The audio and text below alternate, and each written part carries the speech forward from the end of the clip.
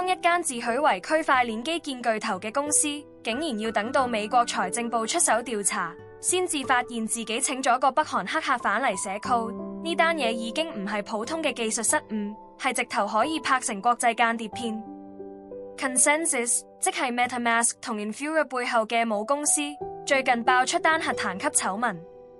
佢哋透過一間所謂信譽良好嘅第三方服務商，請咗個遠程開發員，點知呢位仁兄原來係北韓政府關聯嘅黑客，仲要係美國財政部調查緊嘅對象。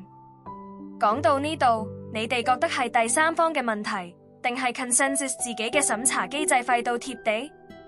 佢哋嘅公關仲夠膽死話係無意中外包？喂，大佬，你哋做緊嘅係掌管幾百億美金資產嘅基建，審查過程竟然兒戲到好似去街市買餸咁，求其揾個信譽良好嘅牌頭就信到十足十。呢個情況就好似你間銀行請保安，唔查對方底細，淨係睇佢件制服靚唔靚就請咗個賊王返嚟搜金庫一樣，荒謬到極。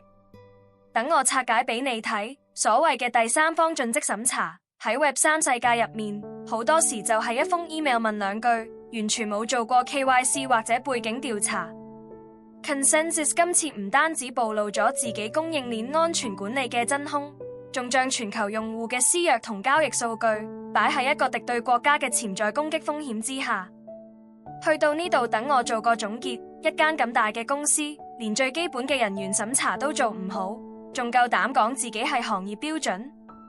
根本係將全球用戶嘅安全當作賭注。公關講到幾好聽都冇用，呢鋪真係抵死到爆。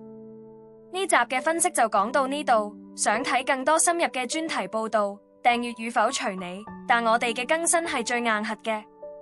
下集見。